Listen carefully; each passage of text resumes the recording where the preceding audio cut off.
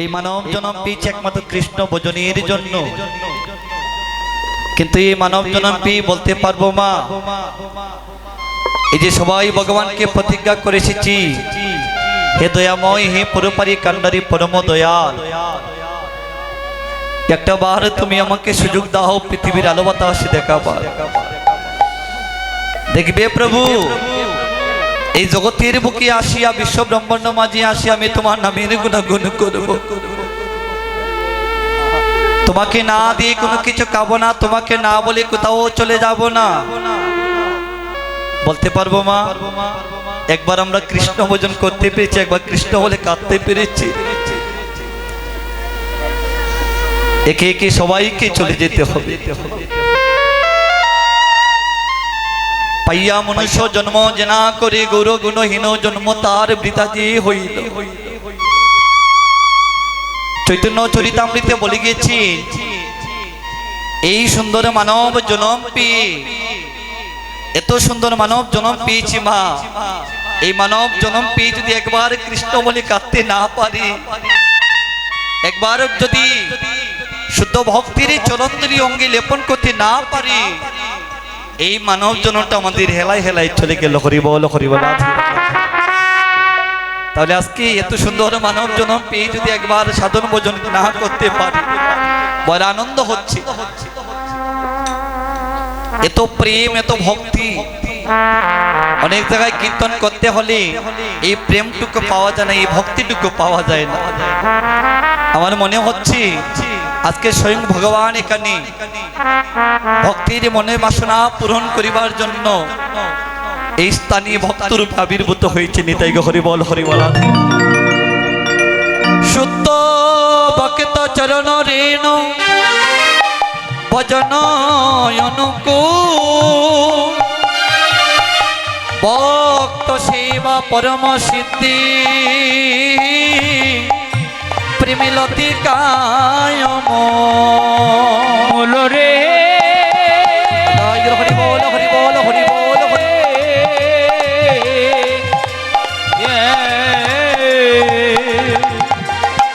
শুদ্ধ ভক্ত চরণ ঋণ ভজন অনুকূল, আর ভক্ত সেবা পরম সিদ্ধি, প্রেমিলতি কায়ম। এই যে আপনারা এই সেবা সঙ্গনে বসে সাধু সঙ্গ করছেন,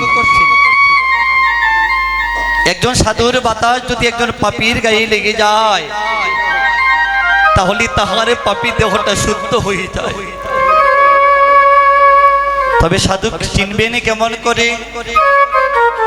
দেখবেন মাগো, যারা শুদ্ধ ভক্ত, যারা সাধু, তাদের ওই বদনে মধুর কৃষ্ণ নাম ছাড়া আর কোনো কিছু আসে না। যারা শুদ্ধ ভক্ত, যারা প্রাণ গৌর হরি চরণে দেহ মন প্রাণ নিবেদন করেছে, দেখবেন তারা এই সেবা সম্মানে আসিয়া শুধু দুটি নয়ন জল ছেড়ে দিয়ে কাঁদে। জগতে টাকা পয়সা পুত্র পরিবার কোনো কিছু ভালো লাগে না, শুধুমাত্র হরিনাম সংকীর্তনে আসিয়া এই দুটি নয়ন জল ছেড়ে বলে, হে গৌর, তোমার চরণ বিনে আমি আর কোনো ধন চাই না। তোমার কাছে একটাই নিবেদন, প্রাণ গৌরাঙ্গ, জন্ম জন্মান্তরে যেন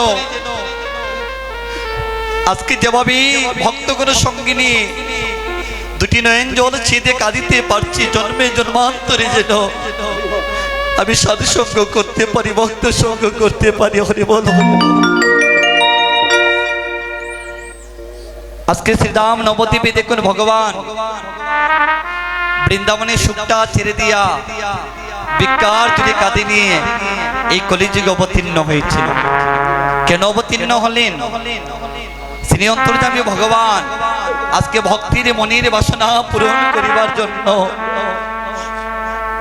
গোলক বৃন্দাবন ছেড়ে দিয়া এই কলিযুগে অবতীর্ণ হয়েছেন। যার নাম নিতে চাইল না তার হাতে ধরল, যে নাম নিতে চাইল না তার চরণে দরিয়া মধুমাখা হরি নাম বিতরণ করল। তার সাক্ষী কে মা? তার সাক্ষী হচ্ছে পাপিষ্ঠ জগাই মাদাই।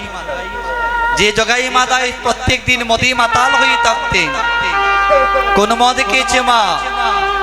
আমাদের প্রত্যেক সংসারে দেখবেন ভক্তগণ, আমরা যে সুরাটা পান করি, এই সুরাটা পান করলে পরে 2-3 ঘন্টা নেশাটা থাকে। সেদিন নিত্যানন্দ প্রভু প্রেমের অবতার, করুণার অবতার পাপিষ্ঠ জগাই মাদাইকে বলেছিল, ওরে জগাই, ওরে মাদাই, তোমরা প্রত্যেক সংসারে যে মদ খেয়েছো, এই মদ না খাইয়া এমন একটা নামের মদ খাও, যে মদ খাইলে পরে এই জগতে চাওয়া পাওয়ার বাসনা আর কোনো কিছু থাকে না। জগাই মাদাই নিত্যানন্দ প্রিয় এমন ভক্তিটুকু দেখিয়া, প্রেমটুকু দেখিয়া পাষাণ হৃদয় গলে গিয়েছিল। আর জগাই মাদাইকে বলেছিল, রে মাদাই, জগতে আর কোনো ধন আমরা চাই না, আরে আর কোনো ধন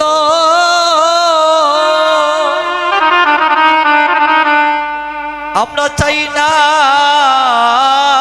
রে ভাই,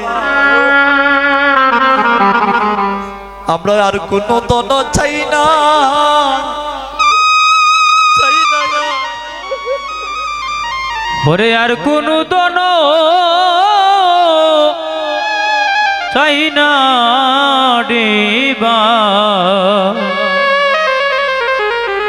আমরা আর কোনো ধন চাই না। ওরে আর কোনো ধন চাই না রে ভাই। এভাবে যদি বাবা আপনি একবার বলতে পারেন, গৌর তোমার চরণ বিনে আর কিছু চাই না। ভগবান বলেছেন, আমি জগতে সবই কিছু সইতে পারি, কিন্তু আমার ভক্ত যদি সেবার সম্মানে আসিয়া 2টি নয়ন জল ছেদে কাঁদে, আমি ভক্তের নয়নে জল কালা যে সহ্য করতে পারি না। অমনরে গোবিন্দের চরণে সপিয়াছি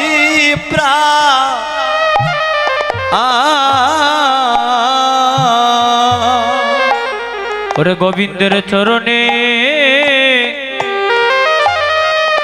আমি সপিয়াছি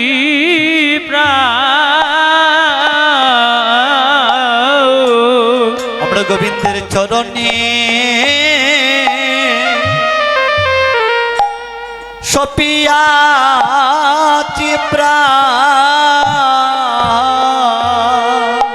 ও মনরে গোবিন্দের চরণে ওরে সপিয়াছি আমি বিকাইয়াছি।